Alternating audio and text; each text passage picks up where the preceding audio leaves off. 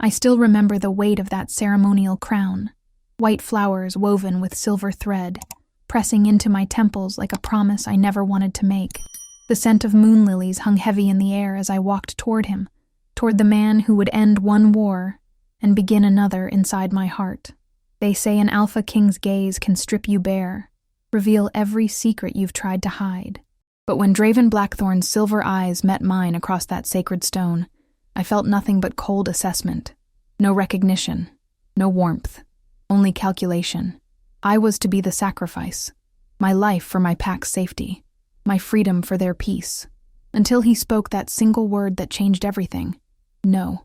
One syllable, and my world shattered. Not because I wanted him, but because in rejecting me, he took my sister instead. Punishment for a betrayal that wasn't mine to bear. I fled that night, leaving behind the shards of my dignity and the hollow ache that began in my chest, an emptiness that followed me through forests and mountains, through seasons and storms, an emptiness I never understood, until now. The goddess has a cruel sense of humor. She binds enemies with unbreakable threads, weaves fate from vengeance, and plants love in the most barren soil. They say an alpha finds his true mate only once in a lifetime. They never say what happens when he throws her away. Before we begin, remember to subscribe to our channel and turn on notifications. Every day, a new story awaits you. Now, let us begin. The ceremonial robe weighed heavily on Lyra's shoulders as she stood before the ornate mirror in her preparation chamber. Delicate silver embroidery adorned the midnight blue fabric, stars and moons interwoven with the ancient symbols of both packs. Her mother's attendants fussed around her, adjusting the ceremonial crown of white flowers nestled atop her dark hair. "Hold still, Lady Lyra," one of them chided gently, securing another pearl pin. "The Alpha King values perfection." Lyra swallowed the bitter laugh threatening to escape her lips. Draven Blackthorn, Alpha King of the Northern Territories, valued many things: power, loyalty, vengeance, but she doubted perfection in a bride ranked among them.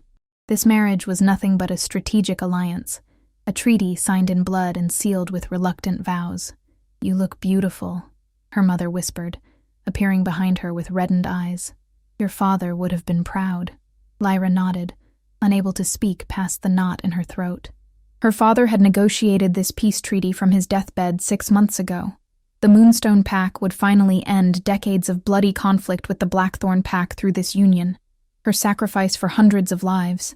"Is he—" Lyra began, then cleared her throat. "Has the Alpha King arrived?" Her mother's reflection tensed slightly. Hours ago, he brought quite the entourage. Of course he did. The fearsome king would want witnesses to his conquest. Stories of Draven Blackthorn's ruthlessness had reached even their secluded valleys. How he had single-handedly unified the 7 northern packs under his rule, crushing resistance with brutal efficiency. Some whispered he'd never lost a challenge, that he could shift into a wolf twice the size of any other alpha. A sharp knock interrupted her thoughts. "It's time," came the deep voice of her uncle, now acting alpha until her marriage was complete. The walk to the ceremonial grounds passed in a blur of faces, her packmates watching with a mixture of sympathy and relief. None would meet her eyes directly. They knew what she was giving up for them. The clearing had been transformed with hundreds of lanterns hanging from the ancient oaks, their light dancing like fireflies in the early evening. 2 distinct groups stood on either side of a central aisle, her people in blues and silvers, and the northern visitors in black and crimson. The tension between them was palpable. Centuries of hatred temporarily suspended for this occasion. Lyra's steps faltered when she finally saw him. Draven Blackthorn stood on the ceremonial stone, taller than any man present, his broad shoulders draped in a cloak as black as the midnight sky. Unlike the elaborate formal wear of his entourage, his attire was deceptively simple: black pants and shirt beneath the cloak, with only a silver chain bearing his pack's symbol to mark his status.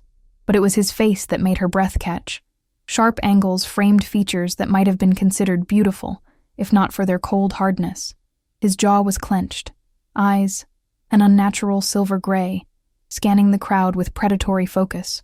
When they landed on her, Lyra felt physically struck by the intensity of his gaze. There was no warmth there, no curiosity, only calculation. The ceremonial drums began to pound in rhythm with her heart as she approached. Her uncle guided her forward, his grip tight on her arm. Whether to support her or prevent her escape, she couldn't tell. "Alpha King," her uncle said, bowing deeply. "We present Lyra Moonstone, daughter of our fallen Alpha, to fulfill the terms of our alliance." Draven's gaze slid over her with such detachment that Lyra felt a chill despite the warm summer evening. He said nothing, merely nodding once. The elder priestess stepped forward, her ancient voice carrying across the suddenly silent clearing. "Tonight, under the watching eye of the Mother Moon, we bind these two souls, these two packs, in sacred union." Lyra forced herself to breathe as the ritual began. The priestess bound their hands with silver cord, reciting blessings in the old tongue.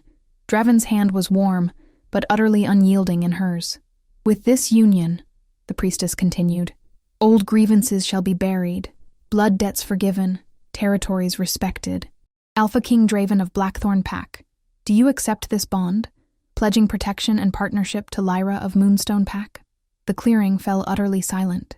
Lyra felt every pair of eyes watching them, the weight of generations of conflict hanging on this moment.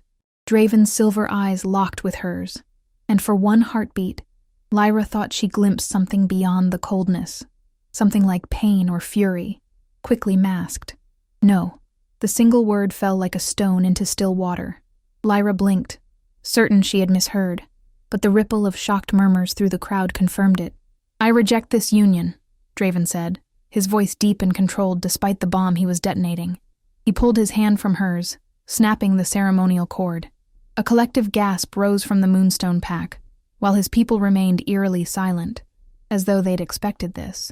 "The terms of our agreement were clear," Draven continued, addressing her uncle but looking directly at Lyra. "I was to marry the daughter of Alpha Samuel Moonstone.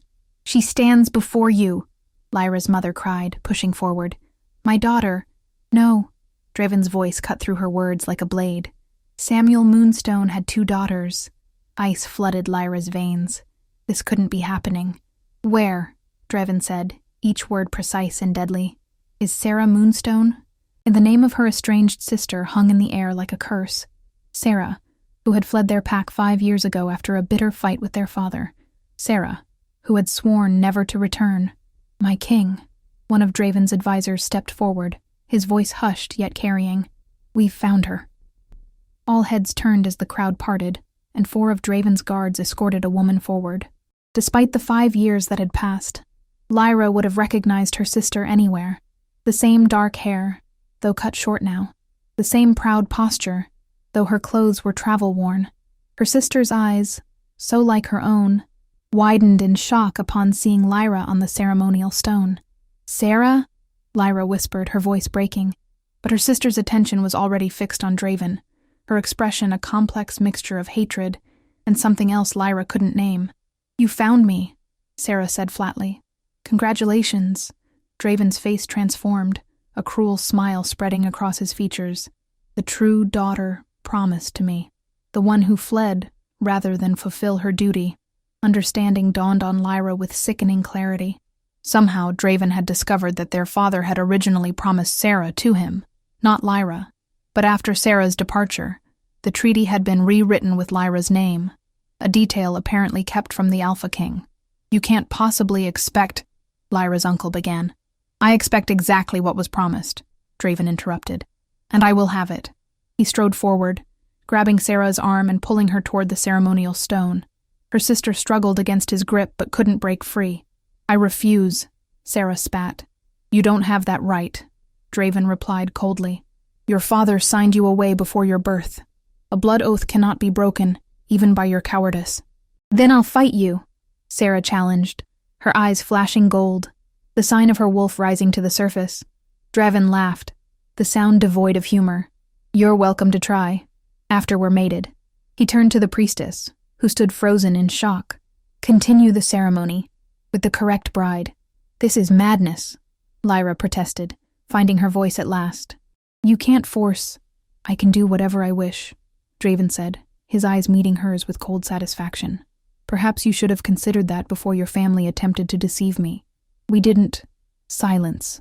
His command carried alpha compulsion, making Lyra's next words die in her throat.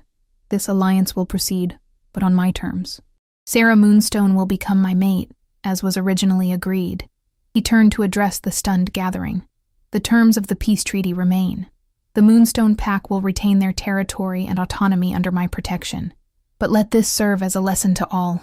His gaze swept over Lyra's people, about the consequence of deception. What followed was a mockery of the sacred ceremony. Sarah, held firmly in Draven's grip, refused to speak the ritual words. But it didn't matter. Under pack law, her father's blood oath superseded her consent. The priestess, visibly distressed, performed the bare minimum required to make the union binding.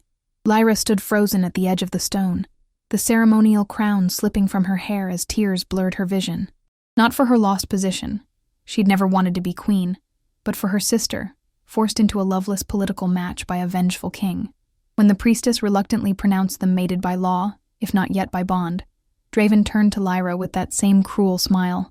"Thank you for your hospitality, almost queen," he said, his voice pitched for her ears alone. "I trust you'll adjust well to your unexpected freedom." Something hot and fierce rose in Lyra's chest at his mocking tone. Perhaps it was the shock, or the public humiliation, but caution deserted her. "You think this is victory?" she whispered back. "Forcing someone who hates you to be your mate?" Something flickered in his silver eyes. "Hate is a strong foundation. Far stronger than the false diplomatic pleasantries you would have offered." Before she could respond, he turned away, addressing the crowd. "We depart immediately for Blackthorn territory. The Moonstone representatives will follow tomorrow to finalize the alliance details." Chaos erupted as Draven's entourage moved with military precision, surrounding him and Sarah. Lyra's packmates crowded forward, protests rising, but Draven's guards formed an impenetrable barrier. The last glimpse Lyra had of her sister was her pale face looking back as Draven led her away, surrounded by his warriors. That night, as the Moonstone Pack reeled from the disastrous ceremony, Lyra stood alone in her chamber, the rejected ceremonial robe pooled at her feet. "I'll find a way to help her," she promised the empty room, her hands clenched into fists. "Whatever it takes." But first, she needed to disappear. She couldn't face her pack after such humiliation, couldn't bear their pitying glances, the whispers that would follow her, the rejected almost queen. Gathering only what she could carry, Lyra slipped from the pack house under cover of darkness. She would make her own way now, and somehow, someday, she would make Draven Blackthorn regret the day he had looked at her with such cold dismissal. What she didn't yet understand was the strange hollow ache that had begun in her chest the moment he'd turned away from her, an ache that seemed to grow with each step she took away from the ceremonial grounds. By dawn, Lyra Moonstone had vanished into the wilderness, leaving behind everything she had ever known, driven by a pain she couldn't name and a promise she intended to keep.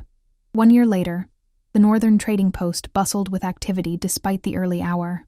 Merchants shouted prices, travelers haggled over supplies, and pack members from across the territories mingled in this rare neutral ground. Lyra pulled her worn hood lower over her face as she navigated the crowded marketplace. The disguise was probably unnecessary. Her own mother might not recognize her now. Gone was the sheltered pack princess with flowing hair and ceremonial robes. In her place stood a leaner, harder woman with cropped hair, dyed a nondescript brown, dressed in practical traveler's clothes stained with the dust of a dozen territories. 2 silvers for information, she murmured to the old woman selling herbs at the corner stall, her regular contact for news of the packs. The herb seller didn't look up from sorting dried lavender. "Plenty of gossip today." "What kind are you after, traveler?" "Blackthorn territory." The old woman's hand stilled momentarily. "Dangerous interests you have." Lyra placed the coins on the rough wooden counter. "Just information." With a subtle nod, the herb seller pushed a bundle of dried mint toward her. "Queen Sarah has fled the Blackthorn fortress. Again. 3rd time this year." Lyra's heart skipped. "When?" 3 nights past. King's guards dragged her back yesterday morning." The old woman's voice dropped further. "But that's not the interesting part. The Alpha King himself has fallen ill." This was new. In a year of collecting scraps of information about her sister's situation, Lyra had never heard anything suggesting Draven Blackthorn could be vulnerable. "Ill? How?" The herb seller shrugged. "None can say for certain. Some whisper poison, though none would dare attempt it. Others say a wasting sickness. His strength fails him, bit by bit. Started around the time he took his queen. A strange tightness gripped Lyra's chest at these words. The same hollow ache she'd carried since the ceremony suddenly sharpened, as if responding to the mention of Draven's condition. "Is he expected to recover?" she asked, struggling to keep her voice neutral. "The king searches for a cure with increasing desperation. Rumor has it he's summoned healers from every territory." The herb seller's roomy eyes narrowed, including a renowned healer from the Eastern Mountains, one who specializes in rare ailments that resist conventional medicine. Lyra stilled. The Eastern Mountains had been her home for the past year, and the renowned healer— "When do they expect this healer to arrive?" she asked carefully. "That's worth another silver, I think." Lyra wordlessly placed another coin on the counter. "The healer was summoned 3 days ago, expected to arrive at Blackthorn Fortress by tomorrow's nightfall." The old woman gathered the coins. "Strange coincidence, you arriving today of all days." "Very strange," Lyra agreed, her mind racing. "Thank you for the mint." She turned away, pulse pounding. This changed everything. For a year she'd been building a new life, working as an apprentice to Elena, the very healer the Alpha King had now summoned. Lyra had discovered a natural talent for healing, her wolf's senses allowing her to detect imbalances others missed. It had become more than just a convenient disguise. It had become a calling, and now Draven had unwittingly summoned her right back to his doorstep. "Bad news?" a deep voice asked, as a large figure fell into step beside her. Lyra relaxed slightly at the familiar presence. "Complicated news, Raymond." Ray, a packless wolf who worked security at the trading post, had become her closest friend during her monthly visits. Nearly 7 feet of muscle with a deceptively gentle nature, he was the only person in the territories who knew her true identity. "Your sister?" he asked quietly as they made their way through the crowd. "Partially." Lyra guided them toward a quieter alley where they could speak privately. Once away from the bustle, she explained what she'd learned. Ray let out a low whistle. "The goddess works in mysterious ways." "This isn't divine intervention," Lyra countered. "It's terrible timing. Or perfect timing." Ray leaned against the rough stone wall. "You've spent a year hiding and gathering information, with no plan to actually help your sister. Now you have a legitimate way into the fortress. I can't just walk in there, Ray. Elena was supposed to make this journey, not me. And, conveniently, Elena broke her leg 3 days ago and needs someone to go in her place." Ray raised an eyebrow. "Someone trained in her methods, carrying her seal." Lyra paced the narrow alley. "You think I planned this? That I somehow orchestrated the Alpha King's illness and my mentor's injury? Of course not." Ray's expression softened. "But I do think the universe is offering you the chance you've been waiting for." She stopped pacing, the reality of the opportunity sinking in. "If I'm discovered, you'll be protected by healers' rights. Even the Alpha King must respect the ancient laws of sanctuary for healers. Draven Blackthorn respects nothing but power," Lyra said bitterly. Ray studied her face. "There's something else, something you're not saying." Lyra hesitated. She had never told anyone about the strange emptiness that had plagued her since the failed ceremony, the hollow ache that sometimes flared into physical pain without warning. At first, she'd attributed it to trauma and displacement, but as months passed and it only intensified, she'd begun to suspect something more was at work. "It's nothing," she said finally. "Just nerves." Ray clearly didn't believe her but didn't press. "What will you do?" Lyra took a deep breath. "What choice do I have? I need to see Sarah, to make sure she's safe. If Draven is truly ill, this might be her best chance for freedom. Or yours for revenge," Ray suggested quietly. The thought had already crossed her mind. If the mighty Alpha King was weakened— "I'm a healer now," she reminded him, though the words felt hollow even to her own ears. "I've sworn to do no harm, even to the man who humiliated you and imprisoned your sister." Lyra didn't answer. The conflicting desires within her, to heal and to hurt, had become her constant companions. "I should leave immediately if I'm to reach the fortress by tomorrow night," she said instead. Ray nodded. "I'll accompany you." "You can't. A packless wolf at the Alpha King's fortress would raise too many questions. And a lone female healer traveling through disputed territories raises none?" Ray countered. "I've managed on my own for a year. And I've worried every time you've left the trading post."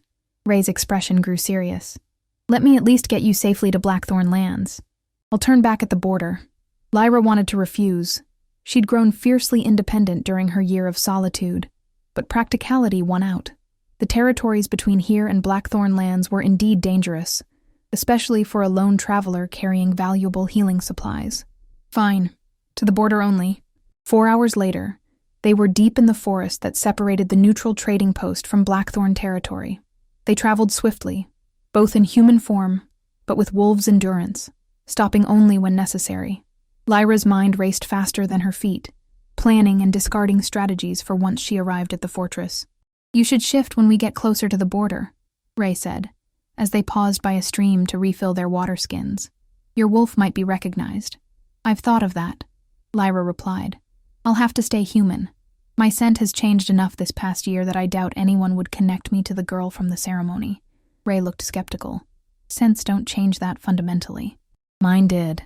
Lyra didn't elaborate on how the stress and heartbreak of that night had triggered something within her, altering her scent to something sharper, wilder. Elena had commented on it when they first met, saying Lyra smelled more like the mountain pines than pack. They continued in companionable silence until dusk fell.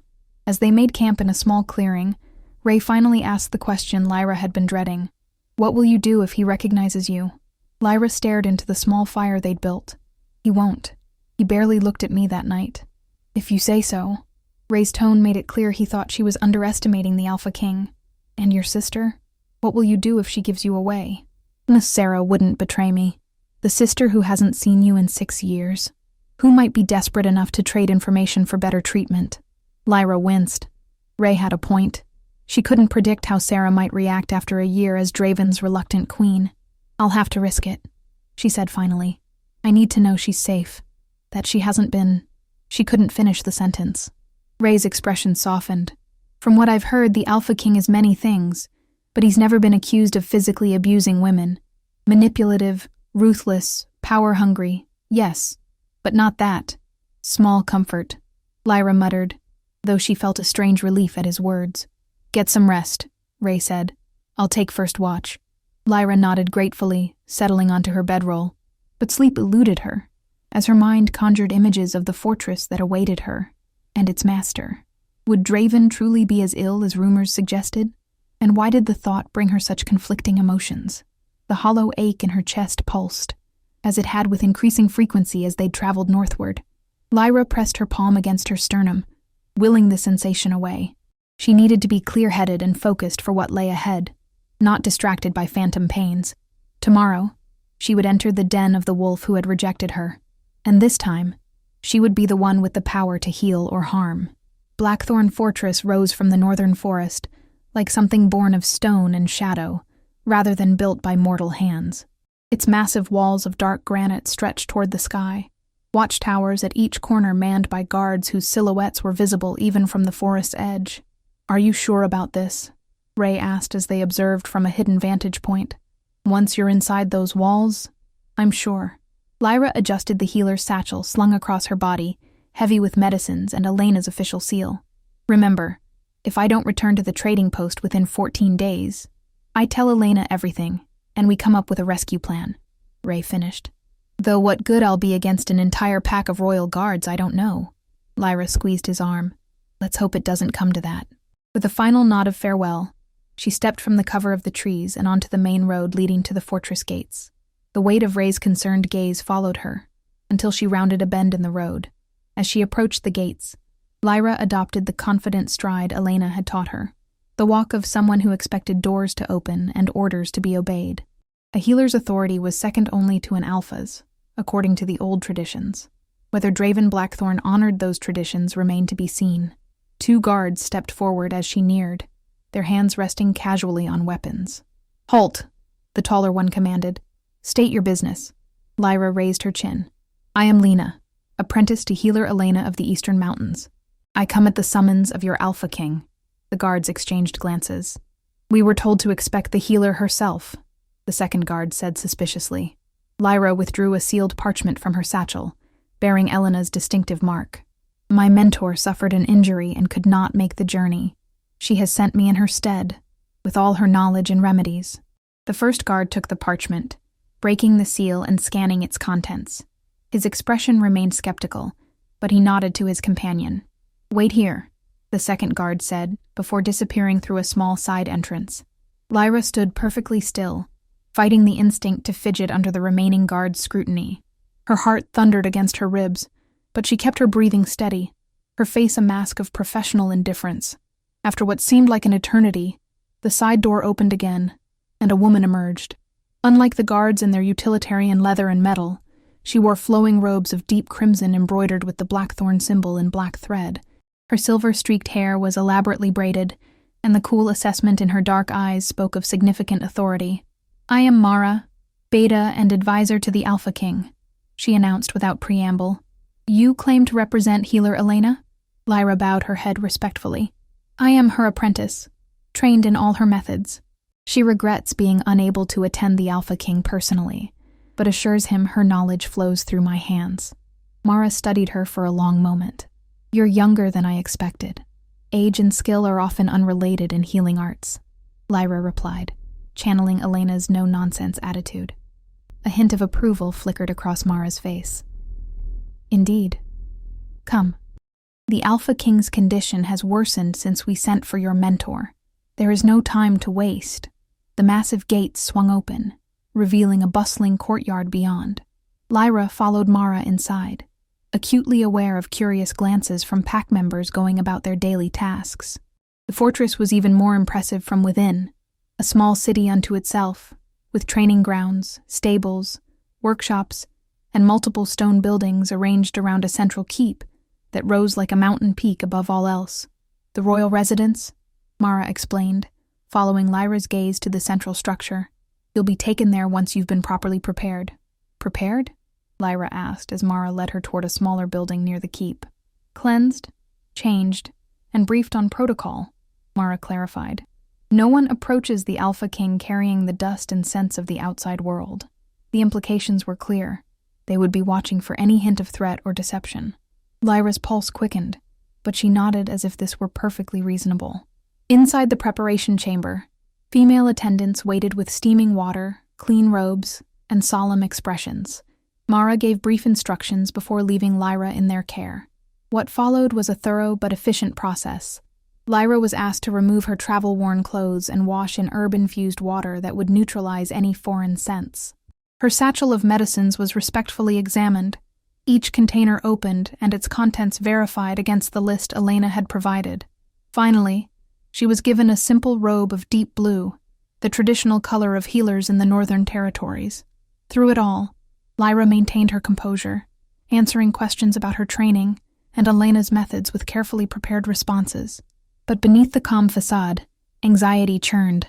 She was about to face Draven Blackthorn again, the man who had rejected her, taken her sister, and upended her entire life. And somewhere in this massive fortress, Sarah was living her own nightmare. "The healer is prepared," one of the attendants announced as they finished securing Lyra's robe with a silver cord. Mara reappeared, her expression even more grave than before. "Come, the Alpha King awaits." The walk through the central keep was a blur of stone corridors, guarded doors, and respectful nods from pack members who stepped aside as they passed. Lyra focused on maintaining steady breathing and a confident posture, even as the hollow ache in her chest intensified with each step deeper into the fortress. By the time they reached a massive door flanked by 4 elite guards, the ache had transformed into a strange pressure, almost like an invisible thread pulling her forward. Mara paused, turning to Lyra with a searching gaze. "Before you enter, you should understand something. The Alpha King's condition is unusual. Multiple healers have examined him and found no physical cause for his decline. If Elena sent you because she suspected something beyond conventional medicine, she was right." Lyra fought to keep her expression neutral. "My mentor believed your message hinted at a soul sickness rather than a bodily one." "Perhaps," Mara said carefully. "What we know is that our king grows weaker by the day, though he fights it with all his considerable strength. His wolf is restless, his sleep disturbed by dreams he refuses to discuss." She hesitated, and the onset coincided exactly with his mating ceremony 1 year ago. The implication hung in the air between them. Lyra had studied enough about werewolf biology during her apprenticeship to understand what Mara was suggesting, but it was impossible. Draven and Sarah's mating had been forced, loveless, hardly the foundation for a soul bond that could cause such symptoms if strained. No, The thought that flashed through Lyra's mind was too absurd to consider. "I will do everything in my power to help him," she said instead, the words feeling strange on her tongue. Mara nodded once, then signaled to the guards.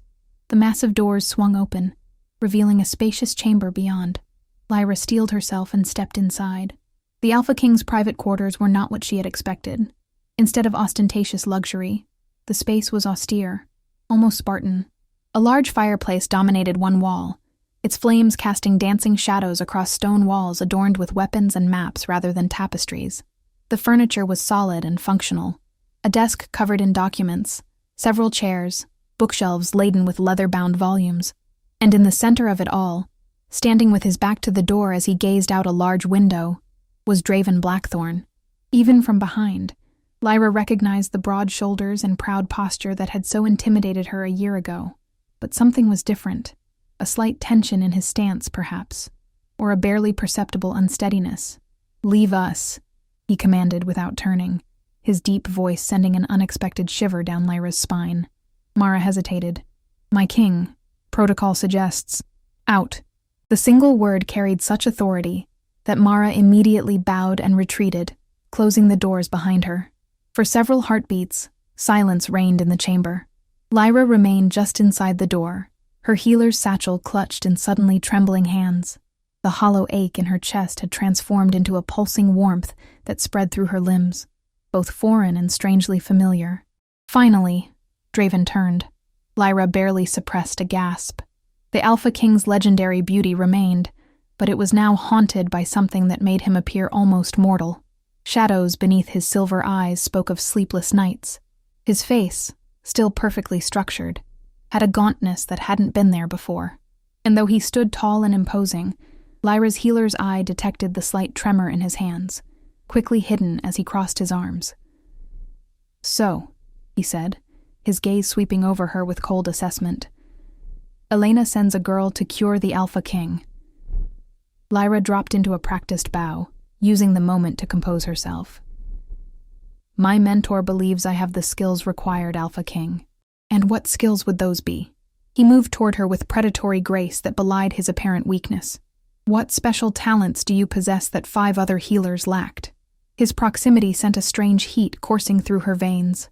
Lyra fought to maintain her professional demeanor, grateful for the scent-neutralizing herbs that would mask any emotional response. "I specialize in ailments of the spirit, Your Majesty. When conventional medicine fails, the cause often lies beyond the physical body." Draven's eyes narrowed. "You believe I suffer from a spiritual ailment? I cannot diagnose without a proper examination," Lyra replied carefully. A humorless smile curved his lips. "Diplomatic, but ultimately useless if you cannot cure what afflicts me." He gestured dismissively. "You may examine me, though I warn you, my patience with healers has grown thin." Heart pounding, Lyra set her satchel on a nearby table and removed the tools of her trade. A small silver bowl, vials of various liquids, bundles of dried herbs. The routine actions helped steady her nerves. "Please sit," she instructed, momentarily forgetting she was addressing the Alpha King. Surprisingly, Draven complied, lowering himself into a chair beside the fire. The flames illuminated his features, highlighting both his beauty and the toll whatever affliction he suffered had taken. Lyra approached cautiously, her healer's instincts warring with the knowledge of who this man was and what he had done. "I will need to touch you," she explained, "to assess your energy pathways." Draven merely inclined his head in permission. Taking a deep breath, Lyra placed her fingertips against his wrist, feeling for the pulse that would tell her about his heart's rhythm and strength. The moment their skin connected, a jolt like lightning shot up her arm. Draven jerked back, his eyes widening. What was that? Lyra had felt it too, a surge of energy that seemed to flow between them, momentarily easing the ache in her chest. "I'm not certain," she admitted, her professional facade slipping. "May I try again?" After a moment's hesitation, Draven extended his arm. More cautiously this time, Lyra placed her fingers against his pulse point. The sensation was less shocking, but no less intense. A warm current flowing from him to her and back again, as if completing a circuit. Beneath her fingertips, his pulse raced, strong and vital despite his apparent weakness. "Your heartbeat is elevated," she observed, forcing herself to focus on the examination. but strong. This supports the theory that your condition isn't physically based. Then what is it? Draven demanded, though his voice lacked its earlier edge. Lyra released his wrist, needing to break the unsettling connection between them. I have several theories, but I'll need to conduct more tests. She moved to her satchel, creating distance between them. How long have you experienced symptoms? You've been told. Since the mating ceremony. And the specific symptoms?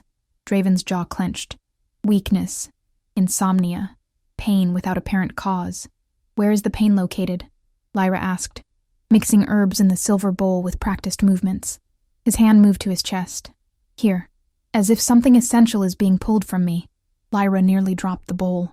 His description matched exactly the sensation she had been experiencing for the past year. And your mate? She asked, keeping her voice carefully neutral. Has Queen Sera experienced similar symptoms? Something dark flashed across Draven's face.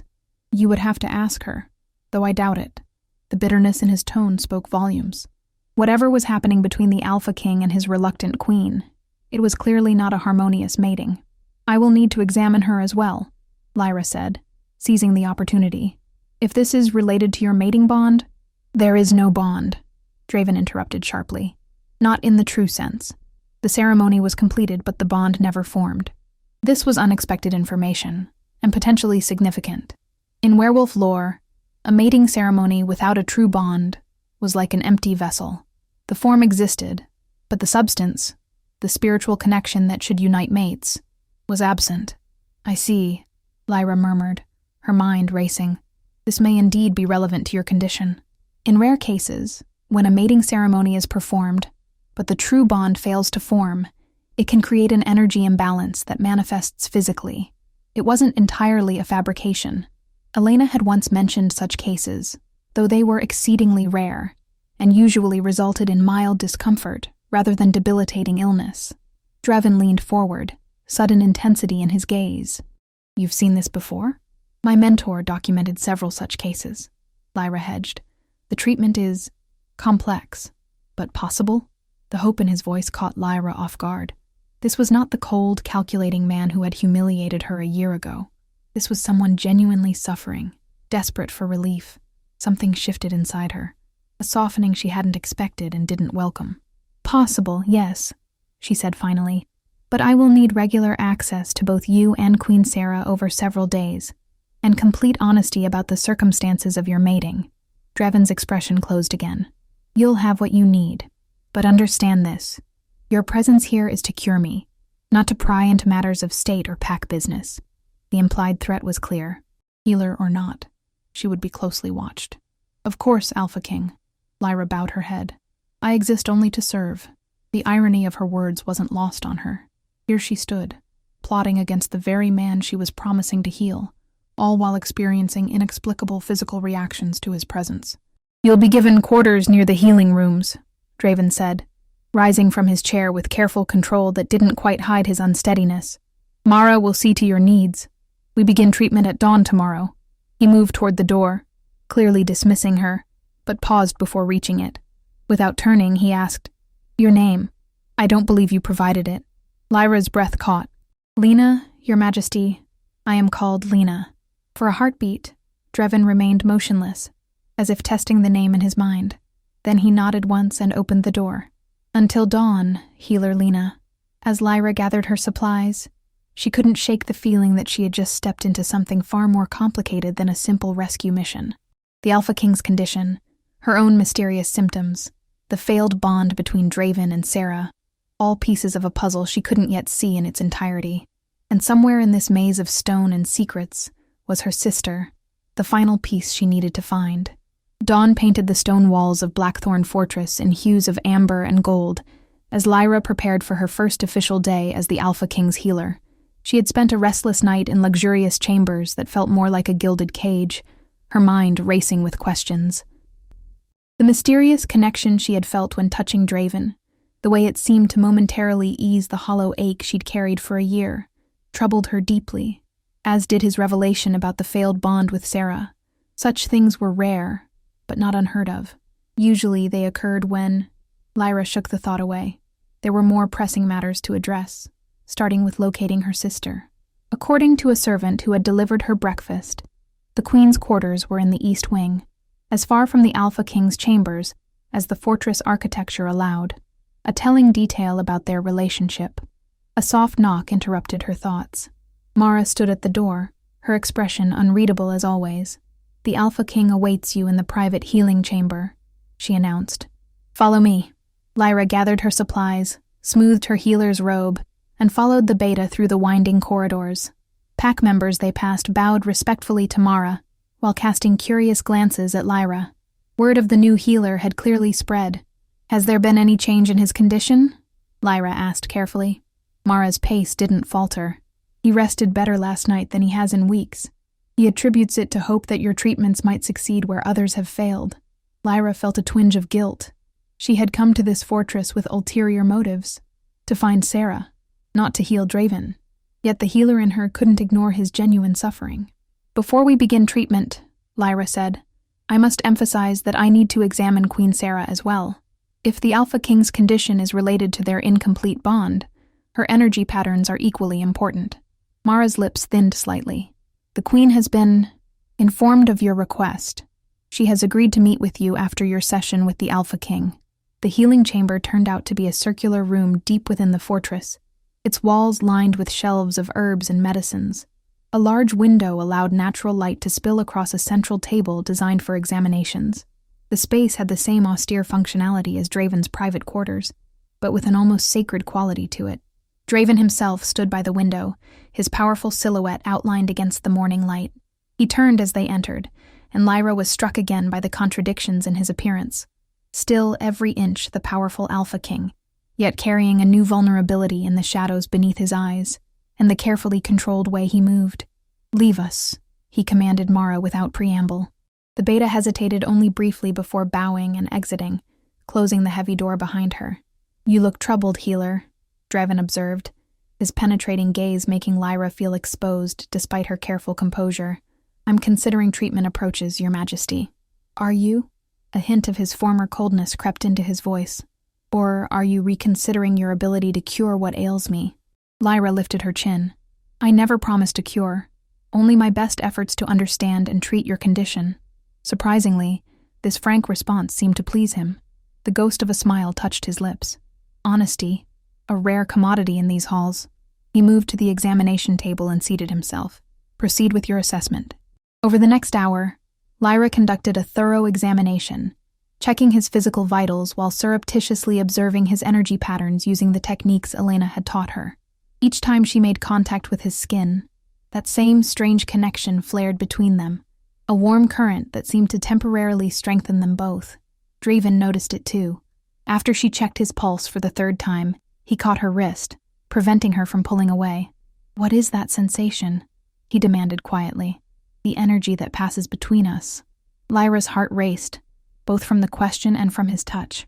"I'm not certain," she admitted. "It's unusual." "It eases the pain," he said, his silver eyes searching her face. "Temporarily, at least." She nodded, unable to deny it. "For me as well." His brow furrowed. "What do you mean, for you as well?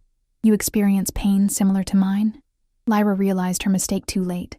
In her distraction, she had revealed more than intended.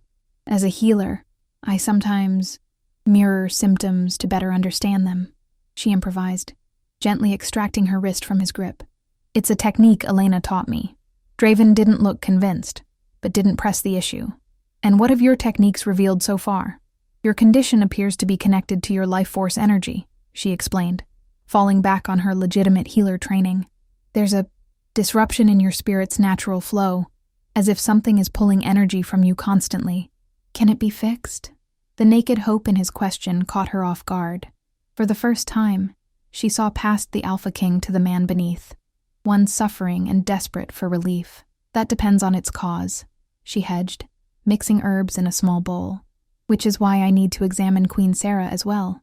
If the issue stems from the incomplete mating bond, understanding both sides will be crucial." Draven's expression darkened at the mention of Sarah. "She has agreed to meet with you, though I doubt she'll be cooperative. My queen has made an art form of resistance." The bitterness in his tone sparked Lyra's curiosity. "May I ask, why her? If the bond never formed properly, surely—" "You overstep, healer." Draven cut her off, though without real anger. After a moment, he sighed. But I suppose understanding the situation may help your treatment. He rose from the table, moving to stand by the window again, his back to her. The arrangement with Sarah was political. Her father and I had an agreement. When she fled rather than honor it, I saw it as both personal and political betrayal. So taking her as your queen was punishment, Lyra concluded, unable to keep the edge from her voice. Draven turned, his expression hardening. It was enforcement of a contract. Pack law is clear. Blood oaths cannot be broken without consequences. Even if it meant forcing someone into a loveless mating, love has nothing to do with pack alliances. He stepped closer, his presence suddenly intimidating despite his weakened state. You speak very freely for someone who only arrived yesterday. Lyra forced herself to stand her ground. A healer must understand all aspects of a patient's condition, physical, emotional, and spiritual, especially when treating soul sickness. For several tense heartbeats, Draven studied her, his silver eyes seeming to search for something in her face. Finally, he nodded once. Finish your preparation, he said. I have matters to attend to. We'll continue this afternoon. Before Lyra could respond, he strode from the room, moving with the careful control of someone fighting against physical weakness. She let out a breath she hadn't realized she was holding. The encounter had left her shaken, not just from the tension, but from the confusing mix of emotions Draven stirred in her. Anger at what he'd done to Sarah, professional concern for his condition, and something else she refused to name. But now, she had a more immediate concern. With Draven gone, this might be her best chance to find Sarah. The Queen's wing was noticeably quieter than the rest of the fortress, with fewer guards and servants. Lyra followed the directions Mara had reluctantly provided, aware of curious eyes following her progress. As the new healer, her presence wasn't questioned, but she sensed she was being observed nonetheless. The doors to Sarah's chambers were surprisingly plain compared to the ornate entrance to Draven's quarters. A single guard stood watch, his expression impassive. Healer Lena to see the Queen, Lyra announced, projecting professional confidence. The guard nodded once and knocked on the door. After a moment, it opened to reveal a petite woman with auburn hair who assessed Lyra with wary eyes. The Queen is resting, she said. The Alpha King has ordered this examination, Lyra replied steadily.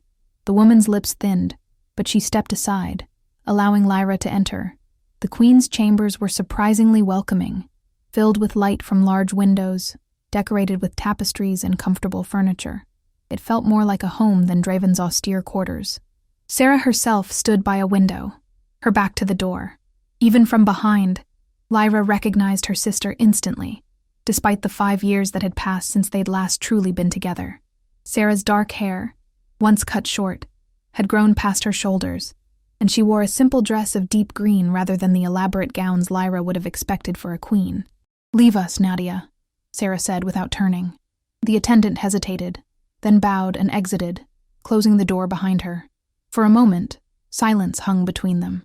Lyra's heart hammered against her ribs, 1,000 words crowding her throat, yet none making it past her lips. Finally, Sarah turned. Her face, so like Lyra's own, was thinner than Lyra remembered, with new lines around her eyes that spoke of hardship, but her gaze was as direct and unflinching as ever. "So," she said, her voice carefully neutral, "you're the new healer sent to fix the great Alpha King." Lyra stepped forward, searching her sister's face for any sign of recognition. "Sarah, don't." Sarah raised a hand, stopping her. "These rooms are likely monitored. Whatever you've come to do, maintain your cover." So Sarah had recognized her instantly. Relief flooded through Lyra, followed quickly by concern. If Sarah was warning about surveillance, the situation was even more dangerous than she'd anticipated. "I'm here to examine you as part of the Alpha King's treatment," Lyra said loudly for any listening ears. Then, more softly, "Are you harmed?" Sarah moved to a small table, gesturing for Lyra to join her. "No," she murmured. "Not physically, at least." Her eyes conveyed what her words couldn't, the psychological toll of her captivity. Lyra opened her healer's satchel, arranging herbs and instruments on the table to maintain the pretense of an examination, while they spoke in hushed tones. "I've been trying to find a way to help you for a year," Lyra whispered, emotion thickening her voice.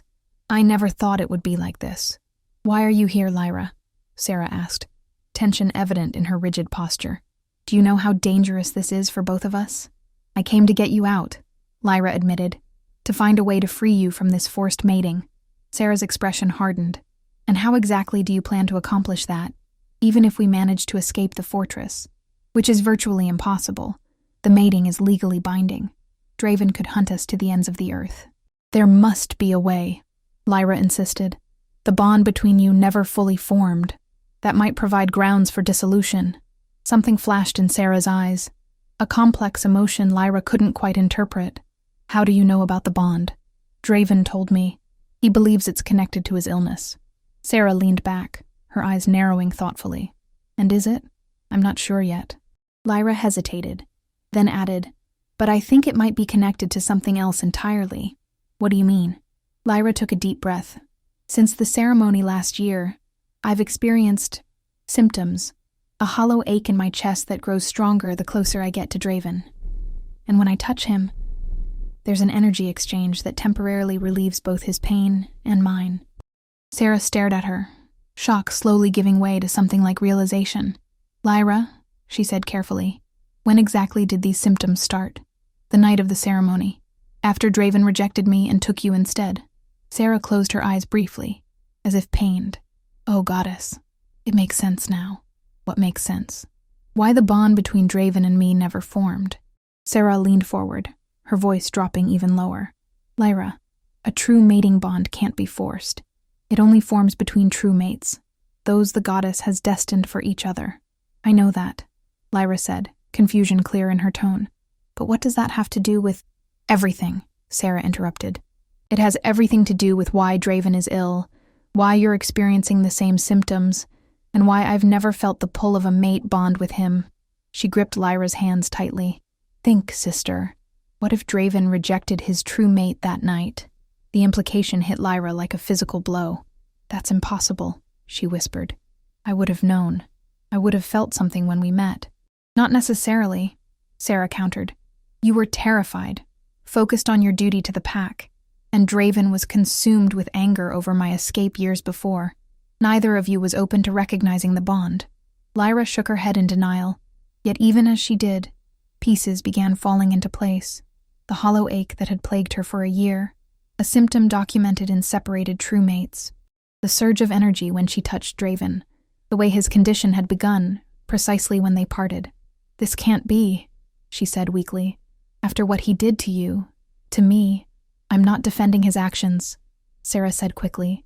What he did was cruel and wrong, but if what I suspect is true, you're both suffering from a severed mate bond. Lyra felt dizzy with the implications. Even if that were true, and I'm not saying it is, what does it change? He took you as his queen.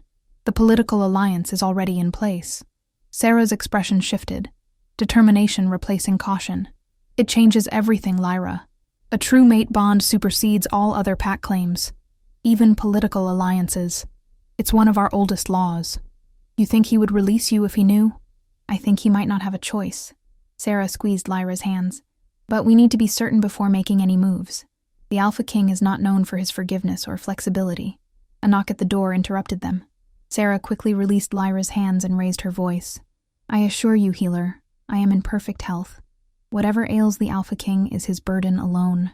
And the door opened, revealing Mara, her sharp gaze moving between them suspiciously. The Alpha King requires the healer's presence, she announced. Lyra gathered her supplies, her mind reeling from the conversation. We'll continue this examination another time, Your Majesty, she said formally. Sarah merely nodded, her eyes conveying a silent message. Be careful. The next 3 days passed in a blur of examinations, treatments, and clandestine meetings with Sarah. Under the guise of healing sessions, Lyra worked to unravel the truth of her connection to Draven, while seeking a way to free her sister. Draven's condition seemed to stabilize somewhat under her care, particularly when her treatments involved direct contact. Each touch between them strengthened the theory that Sarah had proposed, though Lyra fought against accepting it.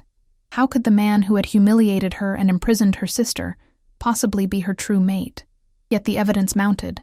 During one treatment, when she had maintained contact with his wrist for several minutes, Lyra had experienced a brief flash of his emotions: frustration, confusion, and a bone-deep loneliness that mirrored her own.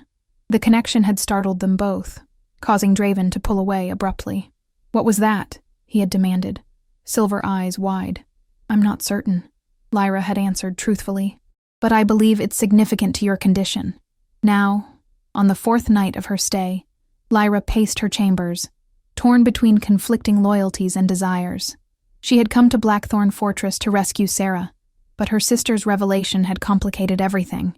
If Draven truly was her mate, attempting to leave would only worsen the soul sickness for both of them.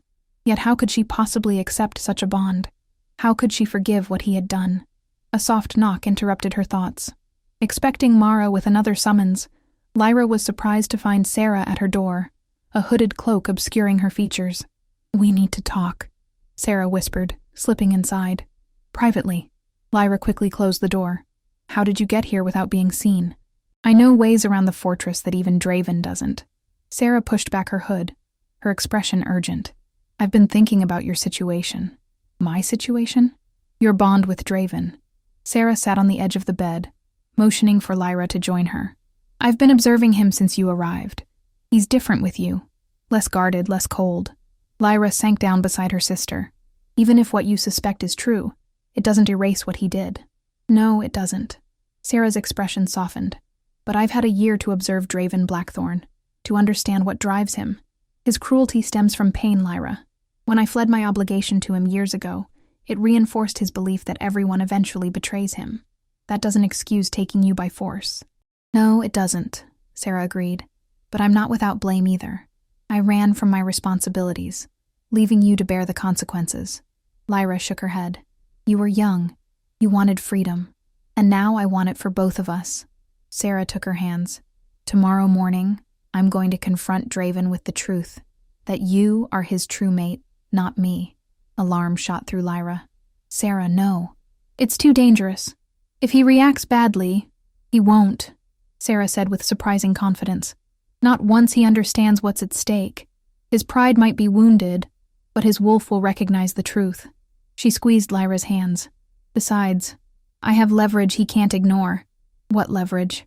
A small, fierce smile curved Sarah's lips. "I've discovered something in the ancient Pack archives, a ritual that can dissolve a mating that hasn't been consummated. Our mating exists only on paper and ceremony. It can be undone." Hope flared in Lyra's chest, quickly tempered by caution.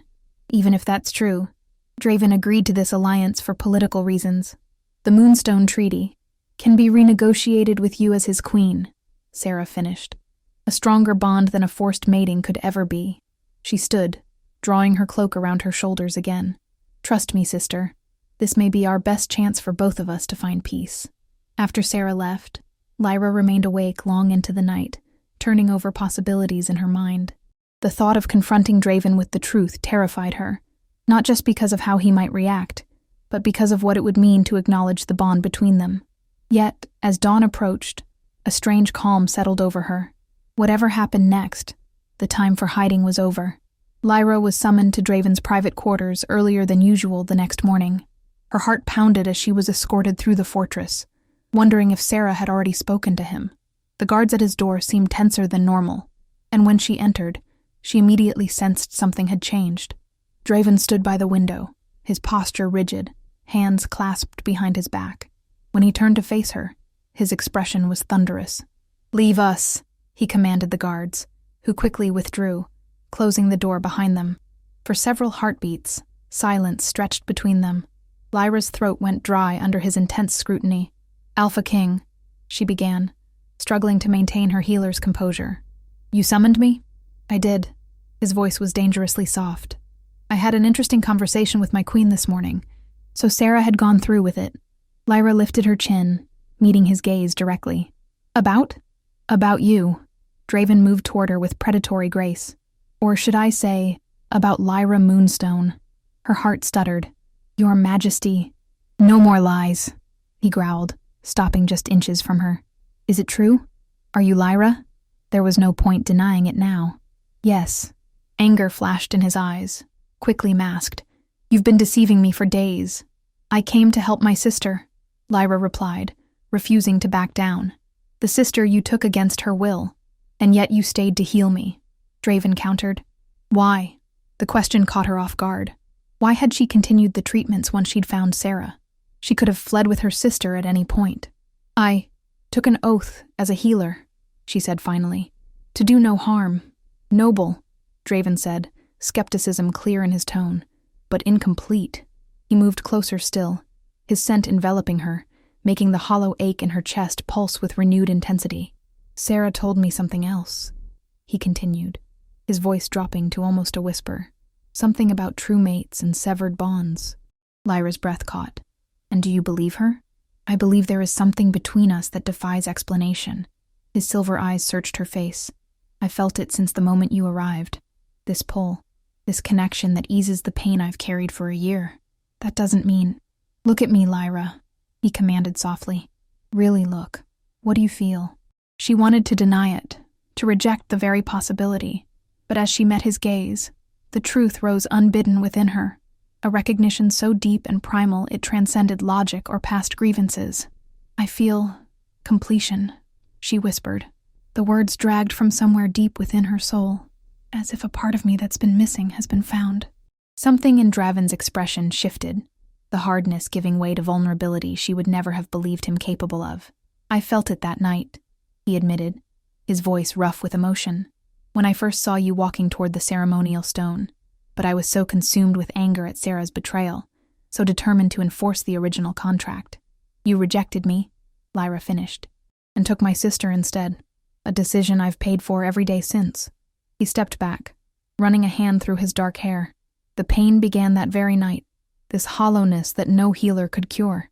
Because you rejected your true mate, Lyra said softly, and I walked away. Understanding passed between them, the recognition of how their choices had led to mutual suffering. Where does this leave us? Lyra asked finally. You're mated to my sister. In ceremony only, Draven replied. Sarah has found an ancient ritual to dissolve a non-consummated mating. If it works, he left the implication hanging between them. And if it doesn't, Lyra challenged, will you keep her prisoner for the rest of her life? Draven's expression hardened. I am not the monster you believe me to be, Lyra. I've never harmed Sarah, despite her numerous escape attempts, and I never would, regardless of our personal situation. Then prove it, Lyra said. Release her. Let her go free, whether this ritual works or not. And the alliance between our packs can be maintained through a true mating bond, she replied, hardly believing the words coming from her own mouth. If that's what we both choose. Something like hope flickered in Draven's eyes. And is that what you would choose, Lyra Moonstone? To accept a bond with the man who rejected you? It was the question she'd been avoiding since Sarah first suggested the possibility. Could she forgive? Could she move past the hurt and humiliation to embrace what lay between them? The answer came not from her mind, but from her heart, from the wolf within her that recognized its mate despite all logic and past grievance. I would choose healing over hatred, she said finally, for both of us.